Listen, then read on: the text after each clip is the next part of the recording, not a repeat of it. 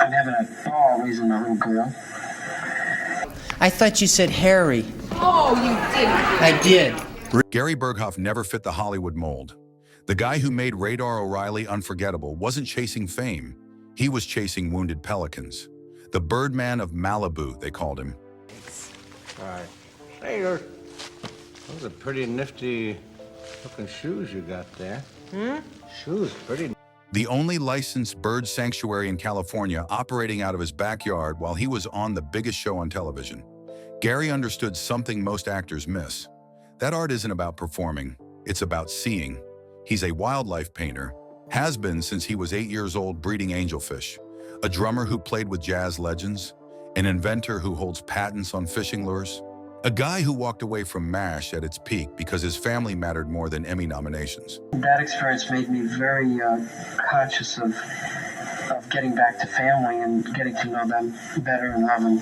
When you're that multidimensional, movies hit different. You don't just watch them for entertainment. You study how Altman builds ensemble casts, how Disney captures animal behavior, how Hitchcock creates suspense with a single shot. This list isn't about blockbusters. It's about films that spoke to an artist who sees the world through multiple lenses. Let's count down the 10 movies that shaped Gary Burghoff's creative vision. 10. The Birds, 1963. Hitchcock's masterpiece about nature turning against humanity.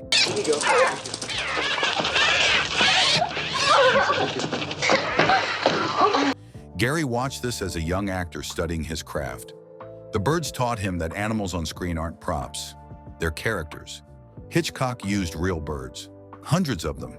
The production was dangerous. Tippi Hedren got injured, but the result was cinema that felt alive, unpredictable. In Florida, I think it's going to be a major contribution to the film industry. Gary applied this philosophy to his own wildlife work. You can't fake animal behavior. You have to observe it, respect it. The Birds also showed Gary how ensemble casts function. There's no single hero, just people reacting to crises, a group of characters responding to the insanity of war. Hitchcock proved you could make art from chaos. That careful observation creates authenticity. Gary took those lessons into every role, every painting, every moment he spent rehabilitating injured birds in his sanctuary. 9.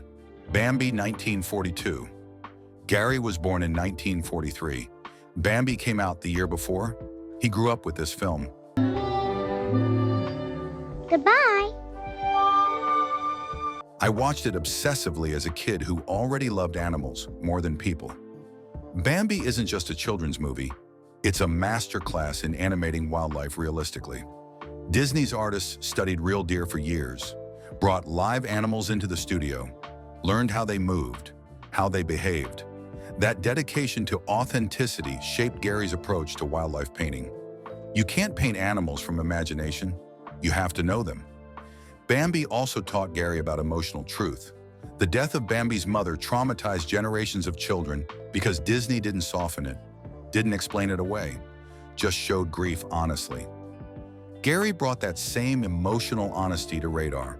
When Henry Blake died, Radar's reaction was pure, unfiltered, real.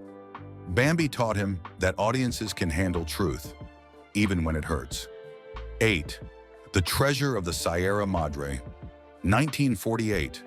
John Huston directed Humphrey Bogart in a film about how greed destroys friendship. What's the matter? Ain't you up to it?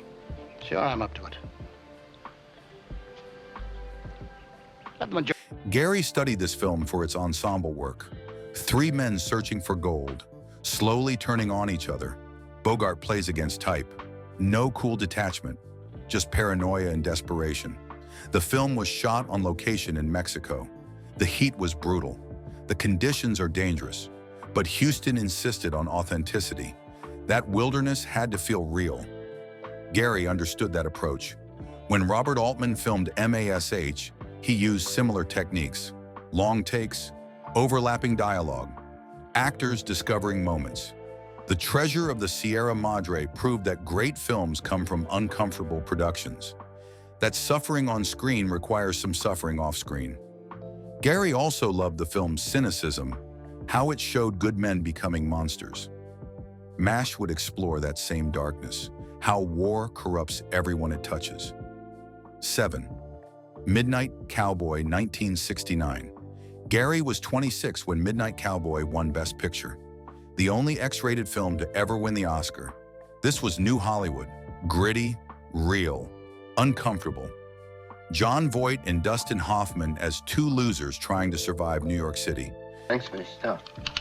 Don't mention it. It's good. Gary saw himself in that desperation. He was a working actor before MASH, did regional theater, played drums in lounges with Linda Carter singing. Midnight Cowboy showed that cinema could depict failure without judgment, that broken people deserve stories too. The film's famous line, "I'm walking here," was improvised. Hey, I'm walking here! I'm walking here!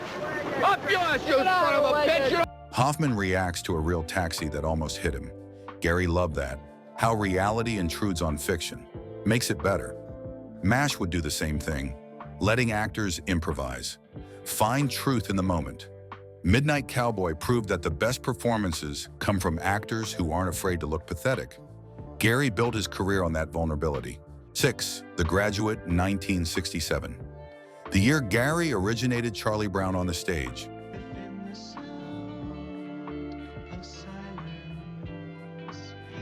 The Graduate captured something Gary felt deeply, that post-college confusion, that sense of being pushed into a future you didn't choose. Dustin Hoffman's Benjamin Braddock is paralyzed by expectation. Everyone tells him what to do. He just wants to figure out who he is. Gary related to that completely. Mike Nichols directed The Graduate like a prison film. All those shots of Benjamin trapped behind glass, reflected in water, crushed by his parents' ambitions. The famous ending leaves everything unresolved. Benjamin and Elaine on the bus, smiling, then realizing they have no plan. That ambiguity fascinated Gary. Most movies give you answers. The Graduate gives you questions. Gary took that approach to Radar, never fully explaining him, letting the character remain mysterious, complex, humans. The Graduate taught him that uncertainty is more honest than resolution. 5. One Flew Over the Cuckoo's Nest. 1975 Milos Forman's masterpiece came out during MASH's peak years. All right, all I need's one vote, right? Right? All right. Gary saw it and recognized the parallel. Both stories about institutions crushing individuality. McMurphy fights the system and loses. Radar survives by becoming invisible. Two different strategies for the same problem. How do you maintain humanity in dehumanizing circumstances? Jack Nicholson gives the performance of his career, but Gary was more interested in the ensemble. Brad Dourif as Billy, Christopher Lloyd as Tabor, Danny DeVito as Martini, each patient fully realized, each actor is given space to create. Larry Linville's Frank Burns could have been a cartoon, but Gary and the others treated him seriously, made him pathetic instead of evil. One Flew Over the Cuckoo's Nest also shares MASH's structure. Comedy gradually darkened, starting funny, ending tragic. The famous lobotomy scene destroys you because you've been laughing for 2 hours. MASH worked the same way. Abyssinia Henry devastated audiences because the show was usually light. Gary understood that tonal shift, how humor makes tragedy hit harder, how you can laugh and cry simultaneously. Forman taught him that great art refuses to choose between comedy and drama. Life contains both. So should cinema. 4. The Birds, the Bees, and the Italians. 1966 Pietro Germi's Italian comedy about small-town hypocrisy. Ma cosa fate? Lo scrivo prima e finimo. Oh, giusto. Most people haven't heard of this film. Gary discovered it during his theater years. It won the Palme d'Or at Cannes. Germi exposes how supposedly moral people are actually cruel, judgmental, hypocritical. The film is hilarious and devastating. Gary loved European cinema, films that move slower, let scenes breathe. American movies rushed, European films observed. Germi's style influenced how Gary approached Radar. Radar watches, listens, notices things others miss. That's not just character work. That's Gary applying European filmmaking principles to American television. The film also explores ensemble dynamics in small communities. Everyone knows everyone. Secrets don't stay secret. Grudges never die. That's the 4077th exactly. Stuck together in Korea, can't escape each other. Forced intimacy breeding both friendship and resentment. Jeremy showed Gary how claustrophobia creates drama. Most importantly, the film celebrates ordinary people. No heroes, no villains, just flawed humans trying to get through the day. That's what Gary brought to Radar. He could have played him as noble, pure. Instead, he made Radar sneaky, opportunistic, a kid who grew up too fast. Jeremy taught him that complicated characters are more interesting than simple ones, that everybody's the hero of their own story. 3. Sullivan's Travels. 1941. Preston Sturges's film about a Hollywood director who wants to make serious pictures about suffering. How come you know a picture director well enough to borrow his car? Well, as a matter of fact, I used to know most of those boys, but... So he disguises himself as a hobo to experience poverty firsthand. The film is Sturgis arguing with himself. Is comedy important, or should artists only make serious statements about serious subjects? Gary thought about this constantly during MSH. They were making a comedy about war, about death, about imperialism. Some critics said it was inappropriate, that you can't joke about tragedy. Sullivan's Travels answered those critics decades earlier. The film's climax has Sullivan sitting in a church, watching prisoners laugh at a cartoon. He realizes laughter isn't trivial. It's survival. It's how people endure hell. Doctors using humor to survive a meat grinder. Gary understood Radar's role in that survival. He wasn't the funny one. He was the innocent one who made everyone else's cynicism possible. The straight man, the reminder of normalcy. Sturgis also taught Gary about filmmaking craft. Sullivan's Travels switches tones brilliantly. Comedy becomes drama, sermon becomes comedy again. Most movies can't do that. Sturgis makes it look easy.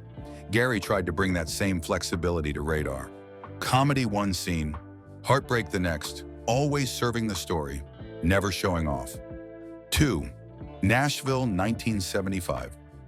Robert Altman's 3-hour ensemble epic about American collapse disguised as country music.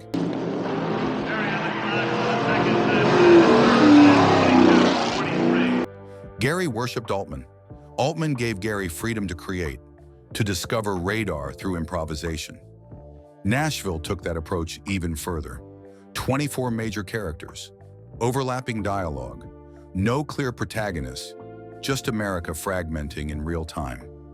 Gary studied Nashville obsessively, how Altman wove storylines together, how he made chaos feel structured, how he let actors build characters without exposition. Keith Carradine's I'm Easy scene shows Altman's genius. 4 women think he's singing to them. Altman cuts between their faces, never tells us who's right. That ambiguity is art. Nashville also captures something Gary felt personally, the cost of fame, how success isolates you, makes you a commodity. Barbara Jean breaks down on stage, can't perform anymore. Gary had his own version. He left MASH because he couldn't be Radar anymore. The role was consuming him. Nashville showed that fame doesn't solve problems, it creates them. Altman's final shot is devastating. An assassination, chaos. Then someone starts singing. Everyone joins in. America singing while it bleeds. That's MASH too. Jokes during surgery, comedy during tragedy. Altman taught Gary that art should reflect life's contradictions, not resolve them. 1. The Deer Hunter, 1978.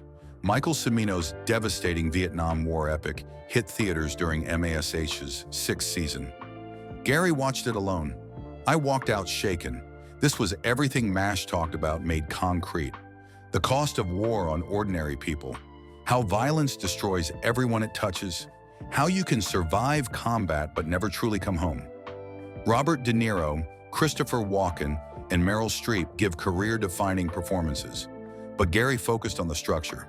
3 hours showing before, during, and after. The Russian roulette scenes are unbearable. Cimino doesn't glorify violence. He shows its emptiness, its stupidity. The Deer Hunter did with silence. The film's final scene destroys Gary every time. Veterans singing "God Bless America" after Walken's funeral. Are they sincere, ironic, broken? All three simultaneously. That ambiguity is art. Gary tried to bring that same complexity to Radar's departure, leaving the teddy bear, growing up, moving forward while looking back. The Deer Hunter proved that war films don't need battle scenes to show war's horror. They need human faces, broken lives, men who went to Vietnam as friends and came back as strangers. Gary spent 7 years showing that same truth through comedy. Cimino showed it through tragedy.